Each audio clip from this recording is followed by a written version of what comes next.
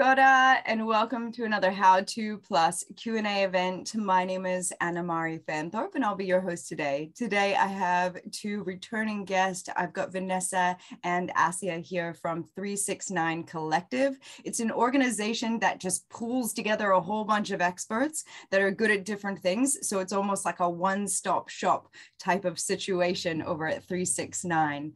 And we're going to be talking about what has changed for sales in 2022. So obviously it has been a, let's say, interesting couple of years. And things have really shifted at an exponential rate, I would say. Like, things have changed so quickly over the past 2 years with the way that we do business and the way that we pitch sales and the way that we communicate with our customers. And so we're going to get into some of the ways that the things have changed. And I'm sure that you guys are going to give us some tips and tricks on what to do with that change. So thank you so much for joining us here on Digital Boost. Thank you. You want to put that slide up, Asia? Yep. So I'll just share my screen, and then we can take it from there. Yep. Perfect. I'll wait for you guys can manage this, and I'll go get everything else open. Do you just want to put that in present mode, Asia? Just so that it's full screen and bigger. Oh, okay. Hold on a sec. Just go to share, present. Here is technology one-on-one. How do I do that? Share, go to share and then go to present. The top right corner, go to share and then. Yep. Go to share and then. Present. Yeah, right below the copy link. Oh, this is a classic. Oh, okay. Thank you for that. Yeah. And then just go present. Then it's. Present. Okay, that just tells us that teamwork. Woohoo! Something, yes, every day. Thank you. Yes, I thank you, Anna Mari. What Anna Mari said about 369 is the essence of what it is. It's basically so that you can come and talk to me, and I can put you in touch with somebody that is an expert in their field, that charges fairly, and that is trusted by my business. And many of them have actually done work for my own business. I just wanted to quickly talk a little bit about Facebook and how that's changed for businesses, because most businesses will report now that their reach is very small compared to what it used to be sort of 3-4 years ago. So back in 2017, Facebook started favoring groups, and since 2017 until 2019, back in 2017, there were 100 million people in groups. There's now 400 million people as of April 2019. So we saw a real shift in 2020, partly to do with COVID and also partly to do with the Facebook algorithm. I personally was contracting to a digital web provider in 2020 after being made redundant from another contract just before lockdown. And the business didn't have budget, like a lot of small businesses don't have budget for marketing and advertising. And so Facebook, I was tasked with the sales and the marketing of that business. I managed to generate over $200,000 in revenue and leads just purely using Facebook, and not too much in terms of advertising spend. So back then it was easy, it was really easy. Someone asked about a website, or can you give me help with SEO or help with digital marketing, social media marketing, and you commented, 80% of the time you would get a look in. Now, a lot of people are part of groups in terms of business. So groups used to be more like, more for the consumer, but now all these businesses have created these groups. And in a lot of these groups, there's over 100,000 members. And so when someone asks the question, can anyone help with this? There's hundreds and hundreds of answers. So, the opportunities there, and even to actually direct message someone, that is so abused at the moment that if you do it, people they're not happy with you, So before, I could actually see someone struggling online with the website, I'd send them a direct message, say, hey, would you like any help? And that's how I used to get a lot of my business. At the moment, I don't really even bother with Facebook unless I'm running a paid ad. It's different. It depends on your numbers. You know, if you've already had a really good following in 2020, your reach is still all right. But if you only just started out around 2019, 2020, your reach is going to be difficult, and you've got a better chance on Instagram. I'll give you an example. I've got a woman in business page on Instagram, over 1,000 followers, the same group, same content on Facebook. I don't even have 200. So same effort, but different results. So yeah, I mean, so with RCA, I've worked with RCA since 2016. First through Action HQ, who do direct marketing, where we used RCA's data through Who Is Where. If you're after B2B data, it's the best data, most accurate data, most research data in New Zealand. And then RCA does a lot of research, and her team do a lot of research into sales and marketing. And S Marketing Lab takes care of lead generation, and running different campaigns, email campaigns. We can do a 52-week set and forget email marketing campaign. And if you look at email marketing campaigns, it's got about a 3.7% conversion rate compared to social media, which is 0.58% engagement rate. So you've got a much better chance of converting it and increasing your sales if you keep in touch with your database. As another form of marketing. RCA will go into greater detail, but that's, you know, if you're wanting to have a discussion about what can work for you using social media without spend, in other words, organic marketing, feel free at any time to book in a 30-minute consultation, and I'm happy to have a chat about that. But for now, I'm going to hand over to RCA, and she shares some really valuable information with you. Thank you, Venessa. Thank you. So that was a very good example with social media about what has changed. So we're going to talk about, well, the change is so vast, exponential, that we, of course, will be only able to cover most important aspects. And then from there onwards, you're always welcome to have a chat with Venessa, who can point you in the right direction of how to help you pivot. Remember the word pivot, which was so popular 2 years ago, and now almost many people forgot, but you know, we all have to find the way to pivot our businesses. So what has changed for sales in 2022? So I'm going to specifically talk about what has changed for sales, not anything else, for the reason that on many levels, sales is the most important function of business. Agree? So the reason for that, if there are no sales, there is no business.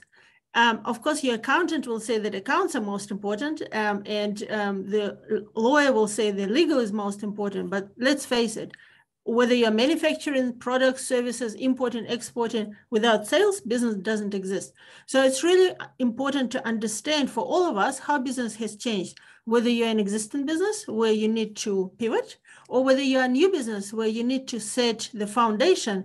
And when you're a new business, in my experience, you often go to different, maybe events to learn, you read books, you take courses and so forth. Let's remember that most books were written on pre-2020 era. In fact, most sales books have been written 100 years ago. Remember that. And of course, human beings didn't change, and Dale Carnegie principles are still very valid. Still, none of them saw the internet. So as I was preparing for this, I just wanted to share with you some interesting stats. You can type yourself what happens in a minute on the internet. And these are fascinating numbers, like seriously. And this is just in 1 minute. Now, of course, I respect that here in New Zealand, this is just like a very tiny percentage of all of this, but we are more and more connected. More and more New Zealand businesses trade internationally. And it's just kind of exciting and important to understand how fast the world is moving. And there are some very important lessons from this, how fast the world is moving, which we'll explore in a moment. So let's have a look. What has changed? Now, obviously, there are some obvious things, yeah? There is less travel, less trade shows, less personal meetings. Had you noticed that even though now we can all visit each other, we can fly in other cities, even in other countries, people more and more are favoring to have a video conference, a phone call. Why? Maybe because everyone recognized that there is some time saving, and also like the meetings, I think, on the phone never last for the whole hour, for example. So there are some efficiency gains in here, but also there are some challenges with it, because a lot of sales professionals, and we will keep retail aside because retail is naturally, very much in person, but there are enormous amount of businesses who have sales professionals who used to travel the country, offering their goods, explaining about their products and services and so forth. So the personal aspect of sales have been always very, very important. Now, to make sure that we keep this presentation, with some feedback, I actually would like to ask everyone who is listening right now is, can you share how many sales books had you read? And the reason I'm asking about this is because when I was preparing for this, I actually thought that, wow, there are hundreds, maybe thousands of good sales books about how to sell in the old economy, in the pre-2020, in the pre-internet era. And many of them are full of really good advice and learning and training about how to deal when you're dealing in person. Now, what I'm alluding to is that all this knowledge we can acquire and, we just learned over the years about selling in person is now not exactly obsolete, because the person on the other side of the phone is still the human being with, all this, all these traits of and all this like importance of understanding personalities and so forth, but it's just different. Even when you're doing the video conferencing, it's still not the same as being in the same room.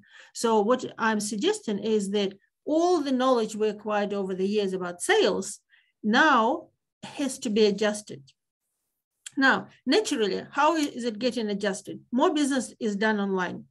More people worry about reputation because how like social media, which some businesses and some individuals are extremely comfortable with. Others had some bad experience or heard about bad experience, how one comment can ruin company's reputation. This is very true.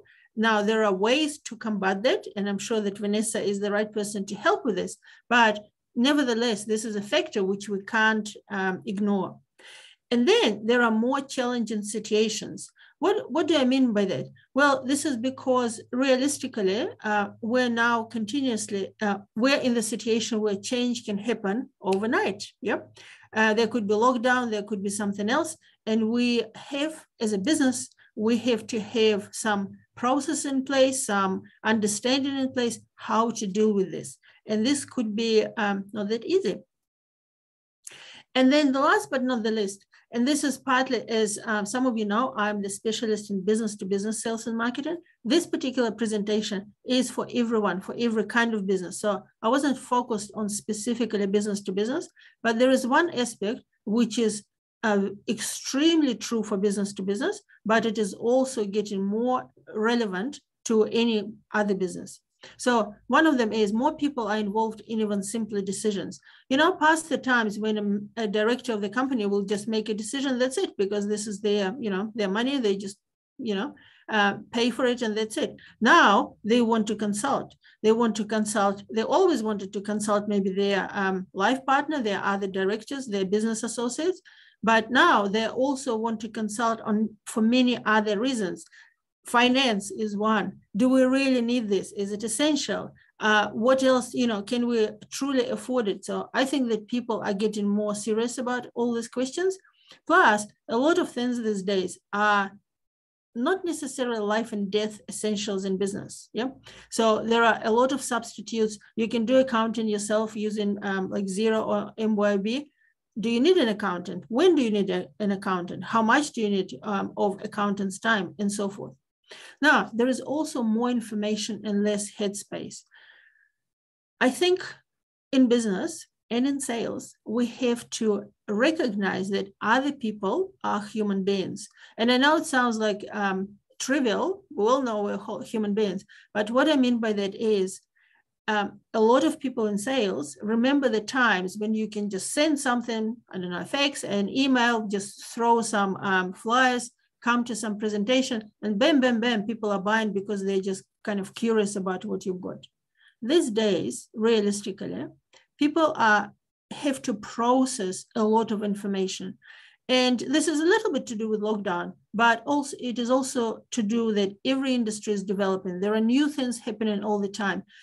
Businesses are growing. They have to consider international aspect of their business and so forth. So fundamentally, there is more information. Plus, let's not forget that even people who are saying they're not spending any time on social media, which takes a lot of headspace, even if you're just entertaining, people are reading more news. There are fundamentally, there is a lot more information available, and everyone, absolutely everyone, has, is involved in consuming information more than it was in the past. But what that means that, and it's not about being smart or not smart, it's about, just the volume you can process in a day. That is why what we see, for example, time and time again, is that where in the past we could make a phone call and say, hey, do you need some graphic design done? And people will say, yep. And someone will say no, but someone will say, yes, yeah, just, come and we'll talk. Today, about 80% of people who in the previous years will say, yep, just come, we have a project, let's talk. They will say, send me some information. And I think this is because they want to see it in writing. They want to, they kind of almost don't trust what they're hearing, especially if there is some kind of special offer, special proposition. They just want to see it. They also want to assess it. I actually get questions from our Auckland partner prospects. Am I really in Wellington? This is because there are so many, people calling from overseas and everything else. So people are cautious in general, and they need time to process. And the reason I mentioned that we need to be human beings, understand that others are human beings too, is because we all are acting the same. Let's face it, we're all a little bit more cautious about our fundamental decisions, especially purchasing decisions. We need to understand and weave it in our sales process that there is time people need to make a decision. We should not get upset or, kind of think that they're just tire kickers. No, they're just like tired, overwhelmed individuals. And this is pretty much all of us. And then that naturally leads to more time is needed to make a decision, just more time. And often in business, we want things to go through, right? We want to, sign on the dotted line and everything else. And these people probably want it as well. But you know what? There are some people today who are just returning back to projects they started in February 2020. Why? Because they just, all these years, they just couldn't even, start some new project. And that's why there is a lot of activity, especially this week after, we're coming out of short weeks and all of that. And that actually really shows. So the rest of the presentation is about what can you do? Because I think that it's important to understand what has changed, but it is equally important to understand what can you do because this change is happening. Yep. So I do hope that you have some pens and some notebooks to write down few observations or even so practical steps, which I will be mentioning throughout the rest of presentation, so that you can actually take action today. So this is my, is it my true dream? No, this is not my true dream, but this is my dream for this presentation, to make sure that everyone will find at least one action which you can start taking today, maybe not even finish today. Well, life, requires a lot of time, but in any case, that there will be some practical step which you can take forward and benefit from it. Yep. So let's talk about, what we started talking about, less personal interactions. Yeah. And there are new rules when you're moving online. So there is less personal interactions. And of course, a lot of business in product, services, e-commerce, export, import is moving online. And this move online presents a real challenge. It presents a real challenge. And the reason why it presents a real challenge is because this life, there is like totally new life online. And when you step into this life, and we're not talking about like NFT or something even more complicated, we're talking about just regular things which are now regular, websites, e-commerce, social media, and so forth. This life is full of different new words. the words like funnel, like reputation building, like automated follow-up, like social media, like building your channel, like landing pages. And there is a clear generational gap, even though I would say it's not that much about the age in my observation, but there is clear knowledge gap between people who just understood every word I've said and people who don't even know where to start asking questions in order to understand. And a lot of well-established businesses, not just in New Zealand, across the globe, a lot of very established businesses have very vague understanding of all this new, I wouldn't call it jargon, they're just like new words to describe new life online. And even though none of that started today or in 2020, internet has been around for a while, still there are people and companies which are not up to scratch with all of that. And when we talk about sales, one of the extremely important aspects of sales is psychology. Take any book about sales, take any training about sales, it's always about psychology. And you know what? Even though we deal with the same human beings, the psychology of selling offline is a totally different thing from the psychology of selling online. And my question and challenge to you is, when I ask how many books about sales you ever read, now the question is, how many books you read about selling online, about psychology of selling online? Because a lot of modern books about selling online are still pretty technical. They're technical about how to run an e-commerce business, how to do this and that. And hardly any of them are actually talking about the process of sales. Because the process of sales is naturally associated with human being one-on-one, yeah? But online, remember that there is another human being on the outside of, in front of the screen. And our challenge as people in business is to set up systems and create an atmosphere where the online world within your realm of responsibility, your website, your chatbot, your social media, your whatever it is, will act as a collective 24/7 sales professional.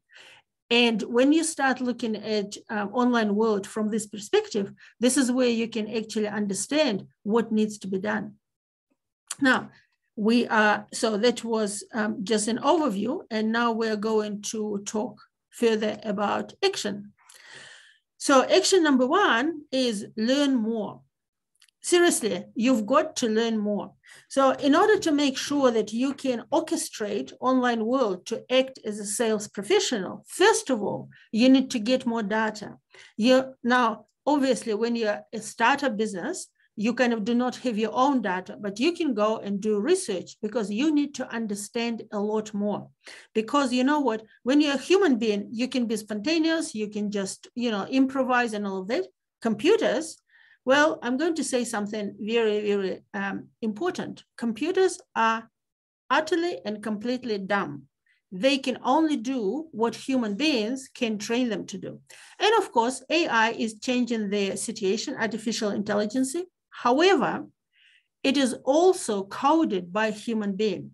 So every limitation of the computer which exists is the limitation which is allowed by humans. So unless the computer has a very straight instructions about what needs to be done, nothing is going to happen. So if you want your chatbot to talk about something, you have to think and put these words in there. And then a clever chatbot will shine. But somewhere along the lines, there need to be a human input. So you need to get more data. And what you're going to get more data is about who are your customers? How many companies really understand who are their customers demographically, socially, professionally, and so forth? Where are your sales are coming from? It's especially easy to do in case of e-commerce, but you can also do this with business even without e-commerce. And it's really important where the sales are coming from. And when you say, oh, our sales are coming from word of mouth, the only thing I can say, these days, just today, social media is the biggest platform for word of mouth. So if you think that it happens from word of mouth somewhere else, especially in the situation when people are stuck at home and don't meet many people, forget about this and recognize that social media is now the platform for word of mouth. And if you're not active there, if you are not participating in that, then, well, your word of mouth can slowly drain out. Now, have in-depth products and service knowledge. And this is because, again, when you're a human being selling to others, you can improvise. You can come up with the answer on the spot. When you have to train a computer to be you, you have to provide for every eventuality. Well, which is technically not really possible because there are too many of them, but you have to put the best words. The words you already know are working in the offline. You have to make sure these words are on your website. How many people will say, oh, I'll tell you this better because our website doesn't really cover that? Well, this is not going to be helpful moving forward because that's what's changed. I, as a consumer or as a business person who wants to purchase from you, I'm going to your website, I'm going to your social media, and I want to explore and understand even before I want to speak with you. And research shows that internationally, 70% of buyers want to first research themselves before they want to speak to you, the sales professional. And then you do need to have metrics and ways to get stats and develop skill to interpret them. Because you know what? Having stats and social media, for example, provide wealth of stats, Google Analytics, wealth of stats. You have to learn and understand how to translate them in human language. And this is a special skill. And you may need to invite someone like Venessa to help you with it. Now, what are the customers looking for? They want to be listened to their needs. They don't want a salesperson to be pushy. They don't want a website to be pushy either. Yeah, they want to receive relevant information, and they want a response in a timely manner. Now, looking at these things, I would like to challenge you. If you have an online component, if you pivoted from offline sales to more of online sales, how well do you think you are doing in these 4 disciplines? Do you have means to listen to the needs of the person who visited your website? So one of the solutions Venessa mentioned is to have a chatbot, because chatbot can imitate listening. You may have a quiz, the same. You may have something else. And please don't tell me that you have an inquiry form, because inquiry form is actually a very low sort of approach to listen to their needs, because to really listen, you need to guide with some questions to make sure they will reveal what is important for you to give them the best advice. Yep. Don't be pushy. How pushy is your website? Maybe it is like very not pushy, which is great, but maybe it is, and you need to measure this. Provide relevant information. How relevant is your information? By the way, do you even know what people are looking for? Do you even really know what people are looking for? Because there are tools these days, and again, Venessa is your person here, to find out what are people asking today, in the last month, what they were asking in relation to your business. When you know this, you can put this information online. But if you don't, then you're missing out. And then respond in a timely manner. Here is a good question. If I will go on your website today and I will type in there an inquiry, I would like to know how soon I will receive the response. Now, just to let you know, and I don't know the figures for today, but 2 years ago, the international, across all like millions of websites, the average rate was, just don't laugh, 6 days. Now, tell me honestly, when you're searching for something online, do you want to receive the response in 6 days? Well, hopefully not. You want to receive the response now. Now, there is some research which shows that companies which can respond within 5 minutes have the greatest chances to secure the sale. My question to you is, are you responding in 5 minutes? And if you're going to tell me, oh, but this is not possible, we're like sleeping half of the time and, during the day we're very busy, well, too bad, because there are tools and techniques how you can respond to any inquiry online within 5 minutes. And if you're not sure how to do this, we can actually help because there is a lot of perception about what can and cannot be done. And you may be amazed to discover what is truly possible.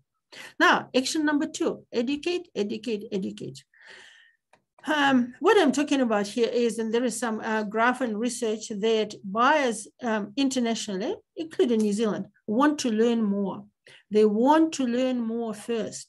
And I personally believe partly this is because every area, like no matter what you take, even like to buy a computer or, every area now has so much technical information that, it's kind of hard for people to actually process and understand what exactly is going on. So they need to be educated. And the question is, are you providing sufficient education in your area? And I just want to give you one example. Again, this is because people are very focused and go very in depth in their area of expertise. Let's take one industry, engineering. Now, I actually happen to work with a lot of engineers at different levels, whether they're consultant or manufacturing engineers. And the one thing which I discovered, much to my surprise, and it was about a year ago, I discovered that even a very simple concept, like seriously, I wouldn't name it, but a very simple concept, a very simple device had a lot of different understandings around the globe, to the point that some specific parameters, how they are described, they were differently understood and differently interpreted by different countries. Now, this is actually massive, because that means that there is no one language, even amongst people who are so technical, so precise, like engineers. Yep. So you can write a sentence which will be understood differently. While to me, it seems strange, because engineering is based on kind of our understanding of nature and, very strict laws. But, this is the reality. What can we say about more maybe, humanitarian conversations? What can we say about, say, let's pick up a popular word, digital marketing. You go on the street, you ask 100 people, you will get 100 different answers. Now, when you are offering digital marketing as your service, how much effort do you put to actually explain to people, what do you mean? Because otherwise you can speak to 100 people who will think totally different things, possibly wrong, about what your business does. And this education was always important when you always knew this, but today it's even more important. And I just kind of briefly picked up the examples of insufficient content, because a lot of people are saying, oh, we already have a website, everything is there. Well, I can tell you what, for most websites, I look, there is nothing in there. Yep. So first of all, there are still websites which were created in dark ages before 2010, even though Venessa probably will tell me that before 2018 is already dark ages. There are heaps of websites which are totally not mobile friendly. There are a lot of websites with minimal information about products and services that you can't really understand what is the difference, why buy from them, what exactly do they do. No faces on the website. People still buy from people. Remember, real estate agents, they're working so hard to have their best photos presented to all of us. But why other industries like IT, accountants, and many others, oftentimes there is no photo. Well, having a photo on your website, believe it or not, will help, because people buy from people they know and like. Be likable. Now, poor or non-existent LinkedIn profile. That puzzles me, but the research of 2022 says that when someone meets someone or hears someone's name, this is how they research the person, because now these days people research, one another. People first go on Google and search for this person. I was really surprised to learn this, but okay, fair enough. But secondly, they actually go to LinkedIn or social media to learn more about the person. And only on the third level, they maybe will go to your website. What do we see in real life? We put a lot of effort to have a good website, which is actually very important. I totally agree with it. But we pay very little attention to our presence, personal and professional, on social media. And I was thinking for a long time, why is that important? Why people do this? And you know what? Here is my best explanation. And if someone has a better one, please type this in the chat.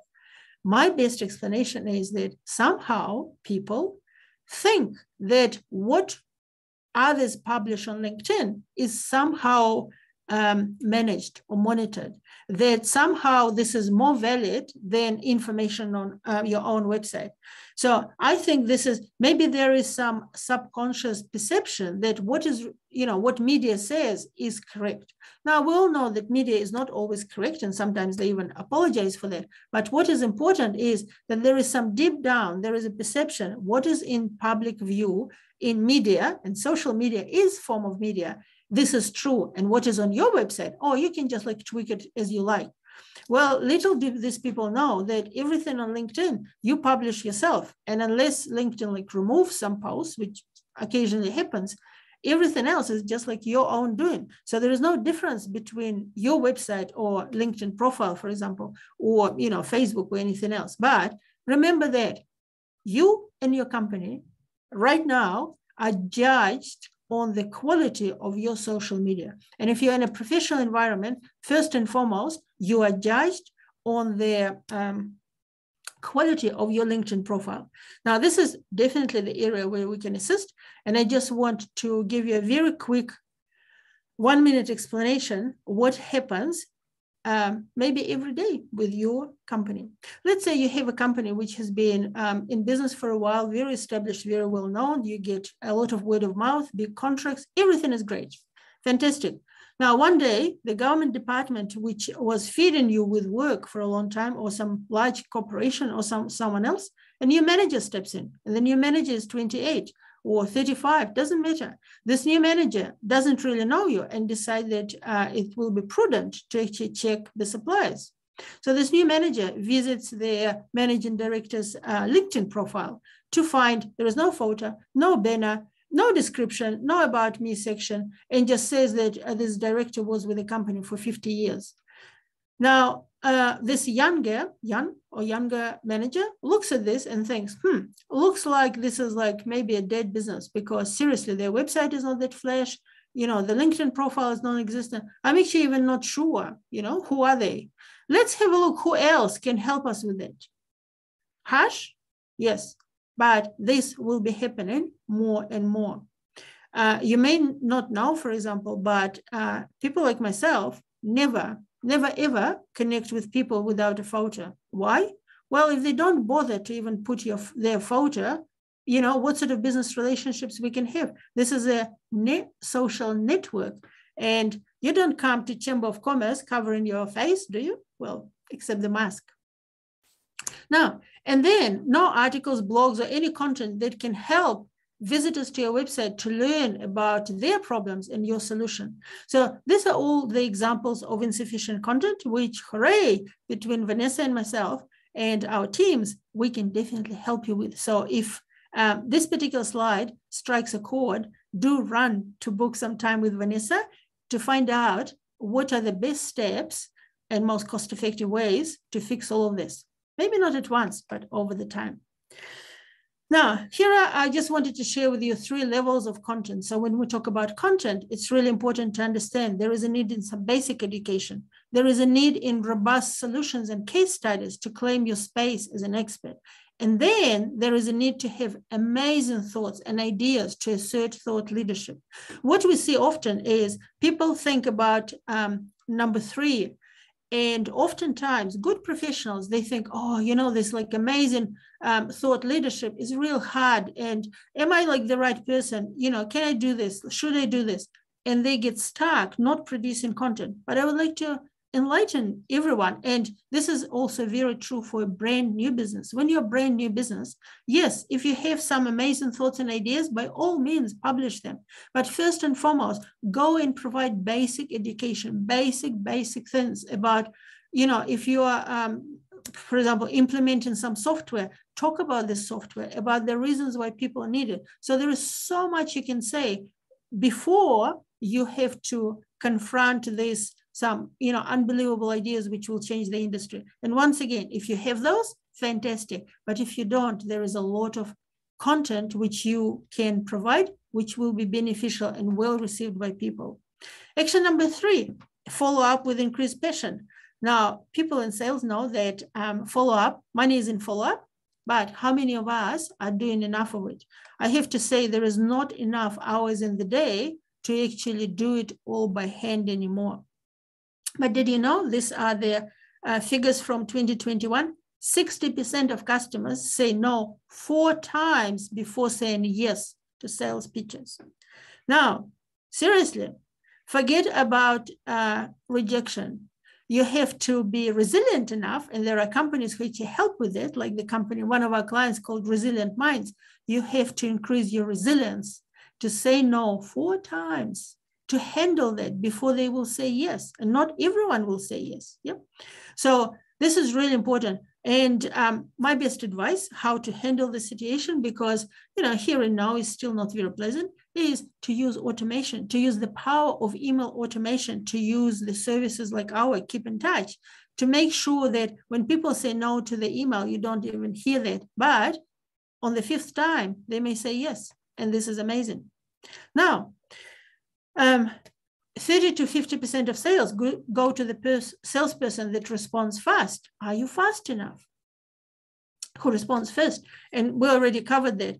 There are ways and means for your company, for every company, to respond within 5 minutes with extremely meaningful message. And if you're intrigued with that, again, reach out to Venessa so that she can point you in the right direction. And this could be me. Now, there are 3 ways to follow up. You can do email marketing, you can do phone or in person, and you can create omnipresence through social media. And each one of these requires some passion and dedication and some knowledge, how to organize it so that it lasts. Everyone can send one email, everyone can make one phone call, and everyone can post once on social media. I'm talking about creating the system which works day in, day out. Action number 4, create a funnel. Now, I believe that for some people, this is the most mysterious thing. So I'm not going to go into details. If you're interested in that, again, Venessa is the right person to have this conversation. But I just want to say one simple thing. The funnel is the way to translate your existing offline sales process into an automated process, which is in digital world called funnel.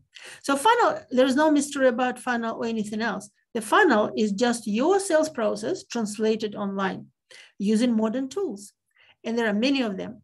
Now, if you do not have offline sales process, it's very challenging to create a funnel.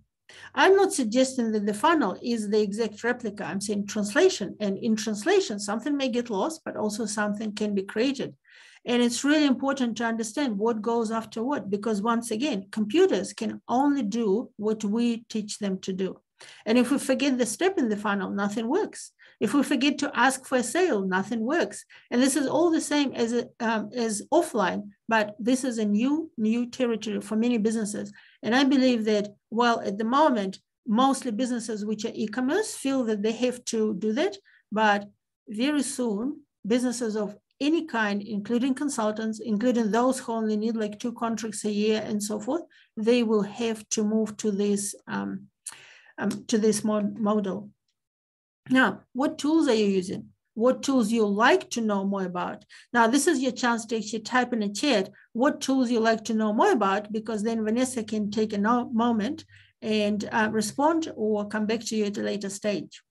Now, as I've said, I don't want to go deep down in funnels, not to be too technical. The important thing to understand is funnel is the means to sell online, and the funnel is the representation of your offline sales process, which, by the way, will work relentlessly 24/7 for you when it is set up right.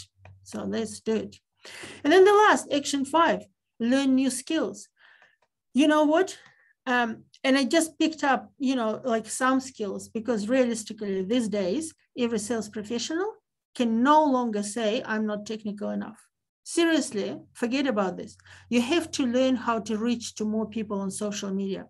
You have to relate to their wants, needs, process using written words. And I just want to stress on that. A lot of sales professionals have this gift of the gab and they can talk. A lot of them, as I'm noticing, are not very good in written language. And the written language is so important on social media. You also need to learn and understand where to get images and how to use them, and even to record the video. And there are many hurdles on this way. But you know what? This is where the world is going. And you can ignore it or you can embrace it.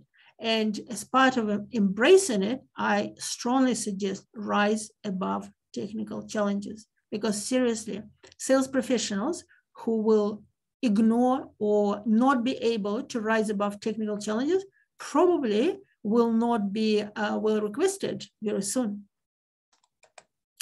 Now, we are nearing the end. I've got the whole 5 slides to finish all of this. So first of all, I would like everyone to take a moment to think, what have you learned today, and just jot it down so that you wouldn't forget, and you can check it tomorrow and the day after tomorrow. And also, I want you to look at your notes and say, which action are you prepared to take now? Thinking about this, I just realized that there is one action which I actually can recommend to you.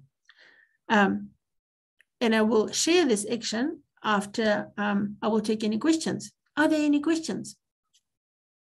Now, Vanessa, I don't see the chat. So if you can see any questions, if you can read them, I'm happy to answer. Well, there's no questions currently, but I think we'll all just give a moment and have a think about it. But I did pop in the chat. You did mention NFTs, and I just did want to put in the chat what the definition of it is. That's a very loose definition, just in case people were like, oh, I don't know what that is. It's a non-fungible token.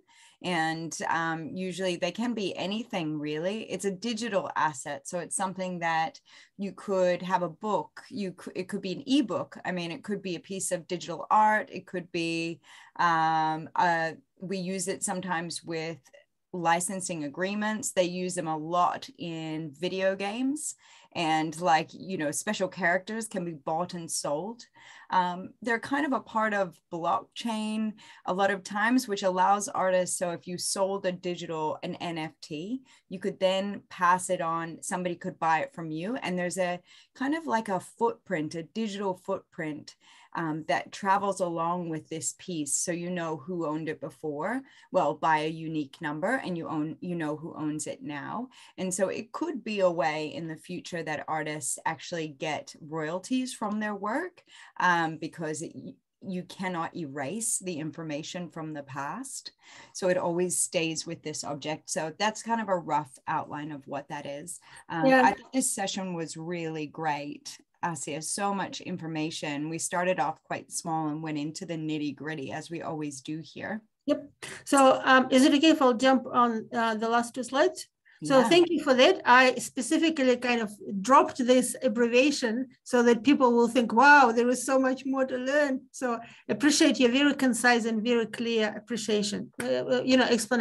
Now, does it sound like a lot of work, everything I've said? Probably it does. But you know what? That's why I think that the best action, which you may decide to take now, is to reach out to Venessa to discuss your funnel, because this is honestly the best thing which any business can do, which does not have a funnel, which struggle with the idea of the funnel, or which doesn't even know which question to ask, because this is the future, and the future starts today, right? As we all know. And fortunately, Venessa offers free initial consultation, which is awesome.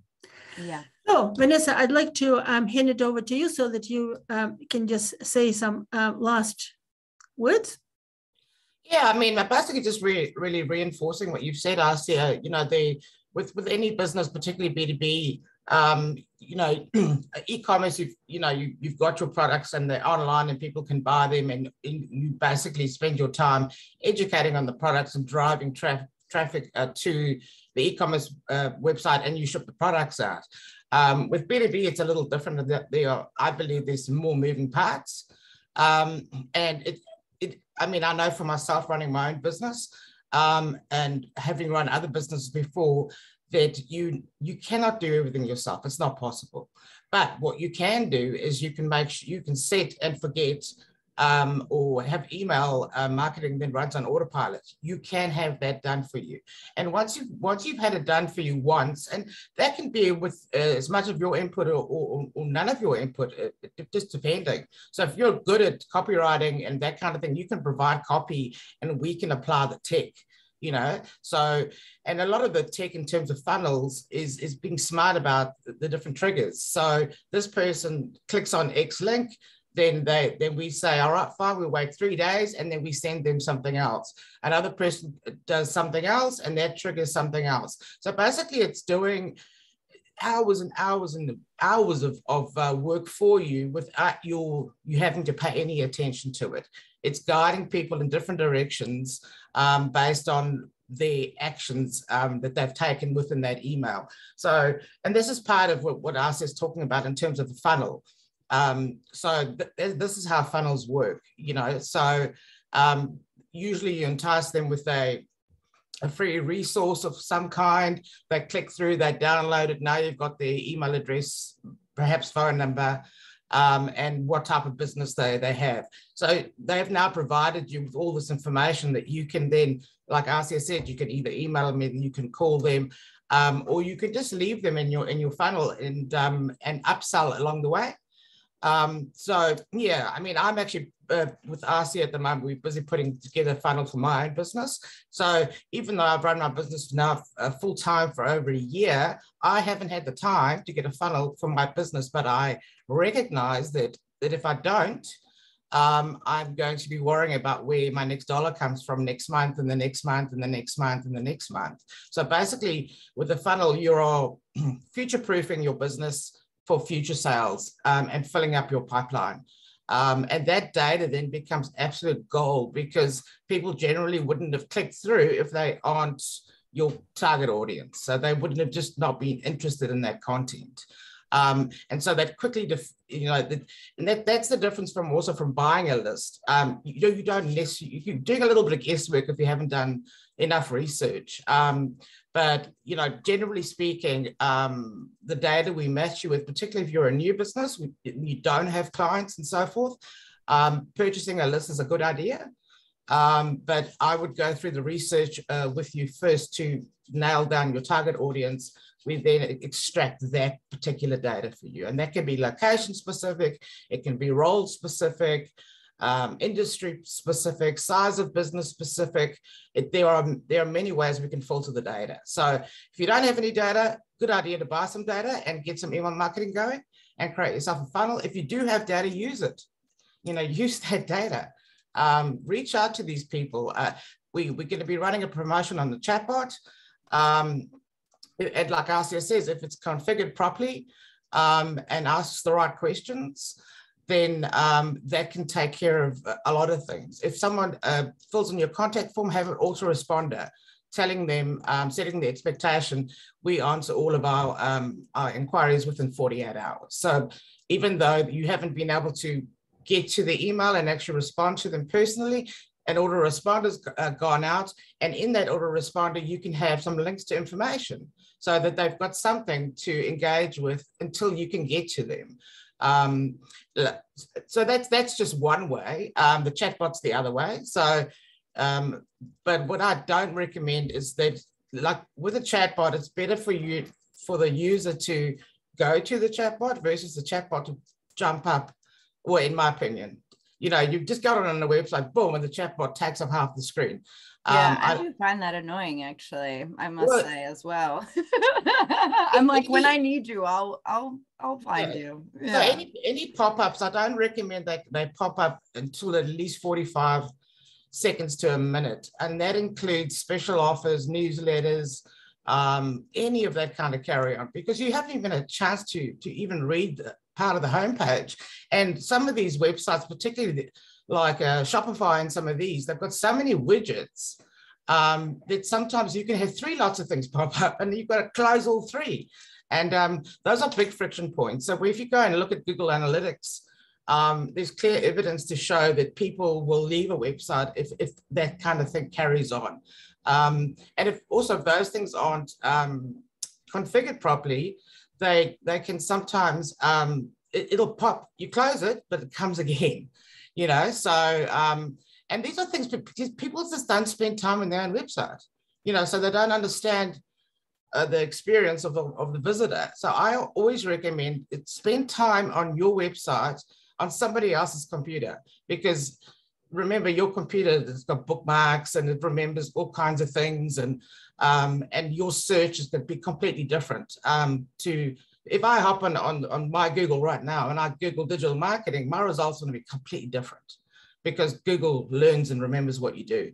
So if you want a fresh look at your website, I always recommend hop on somebody else's computer or go on a device you haven't used for a while and do your Google there and see how you rank. for your particular keywords. And look, honestly, if you take 3 of these actions that us has spoken about every week, I believe that you can make some really good progress.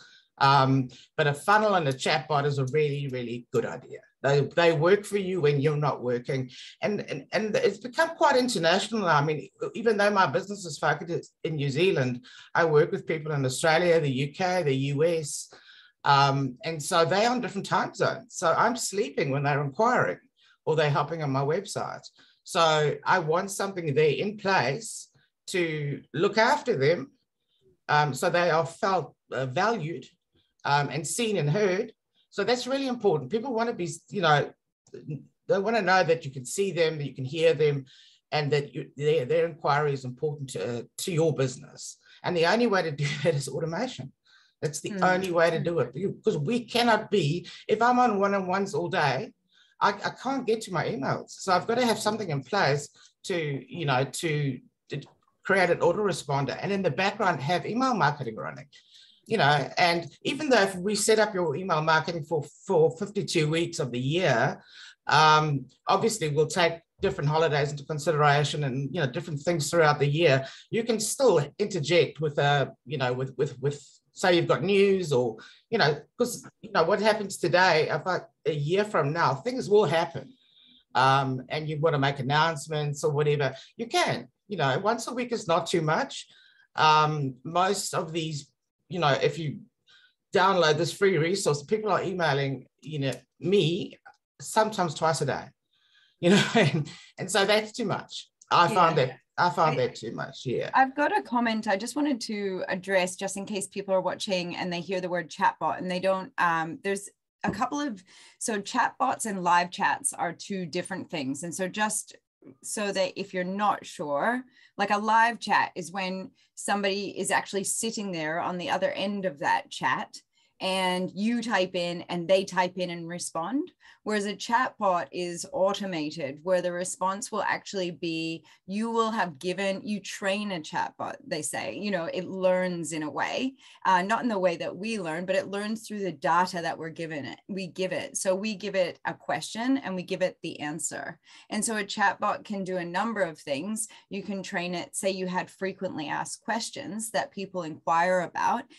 They can type that question into the chatbot, and I'm sure you've seen it before, and it'll automate a response to that based on what the person who programmed it has given it. So that's a way that you can kind of field some of those questions that may take up time in your admin. Whereas a live bot or a chatbot that is live is where you're actually sitting there and you're responding. And I think, sometimes those are really great because you can chat with people, but sometimes it doesn't work for your business. So just so that you know that there are 2 different things there, a live chat and a chatbot, and you can program so much into the chatbot included. I love when they actually just say, jot your email in here and we'll get back to you within 24 hours or whatever. I know that I can then forget about it because I know they're going to get back to me. And I find that actually quite reassuring. So I do love a good chatbot.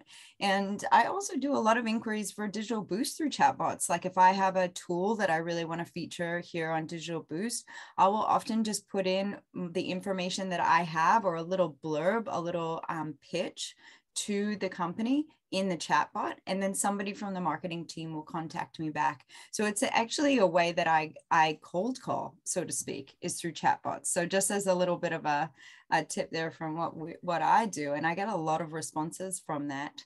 But you're right, that automation is key, especially if you're a small team. And I just wanted to say, we have a great comment here from Rob. It says, great presentation, Asia. Some very valuable information to use within our sales process. So fantastic. And then Dean saying, I've learned that one the hard way this week. And I think that was I think that possibly was in refer to the amount of things that pop up on a website at one time. I believe that's where you pop that in there, Dean. Yeah, it can be information overload, can't it? Okay, stop asking me for things. I just want to see if you have the product that I'm looking for. Yeah. Sorry, Anna Marie, can I just make the last comment, because I realized that there is a special message to e-commerce store owners. As much as Venessa suggested that, what we're talking about here is very valuable for B2B businesses, but I just want to give a consideration, which I see a lot of e-commerce store owners don't even think about. So let's say I come to your website and you have, I don't know, 100 or 5,000 different products, yeah? And let's say your homeware store, and I'm looking for a particular item. You know what? You've got maybe 100 of them, and you give me no help to choose what I want, and that's why when you come in the actual store, someone will ask, are you looking for something? Do you need a hand? And you can get this help, yeah? But online, somehow people forget that there is a chatbot, which actually can be very helpful, and it can be customized for different types of products, but also there is a product description. You know how poor product descriptions usually are. Where is the product description to say, look, this cup is the best thing you can give to your mom. It's like an amazing cup. She will treasure it for years. Like out of all cups I've seen today, I will probably choose this one because I will be inspired. This is what sales is about. Yeah, sales pitch is about inspiring people.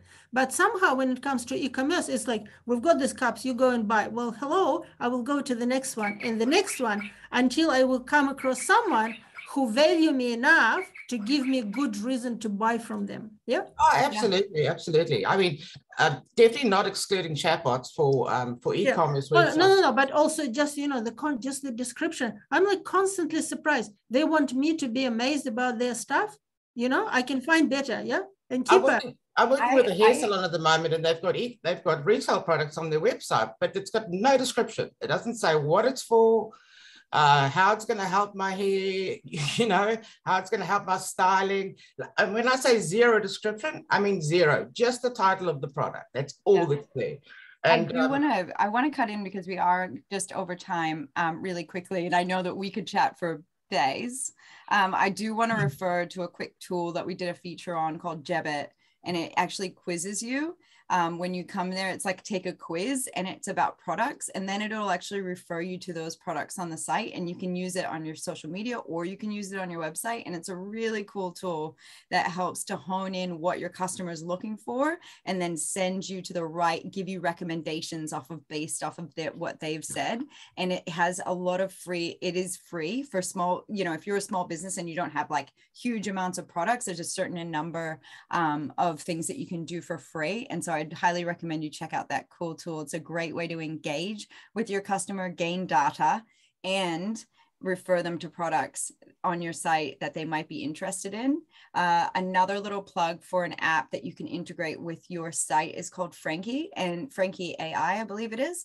And what that does is once your customer looks at a specific product, it will then refer 4 other products that are similar to that product that are also included on your site. So it's a good little plugin that you can add so that it might, go, oh, they like this purse. Well, you might also like these pants and this shirt, or, you like that tea. Well, here's a mug and some, honey or something like that. You know what I mean? So there's some really great digital tools that you can use that can do that stuff for you in interesting ways to just produce more sales.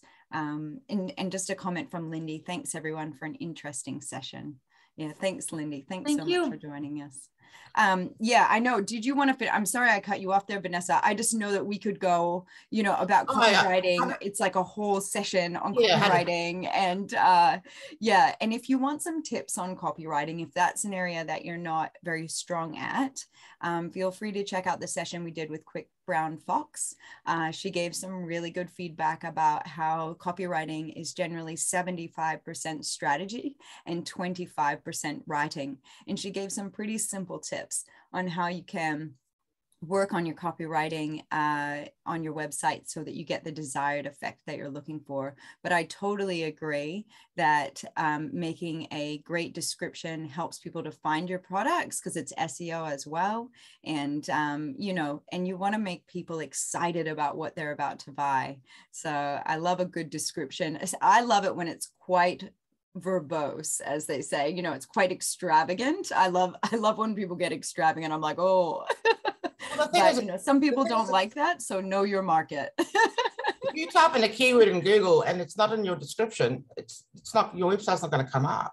Yeah, that's right. That's right. It's not going to come up just because, I mean, a hair salon, for instance, sells X brand, but so does another business, so does another business, so does another business. So what makes yours stand out? So and I would say, on the note of accessibility, as we are talking about accessibility this week, next week, and the following week, and should always talk about it, but leading up to Global Accessibility Awareness Day and digital accessibility, if you don't put in a description for those folks that can't see the actual product and they only get those couple of words, have visual impairment or something like that, you've really limited their ability to experience your website.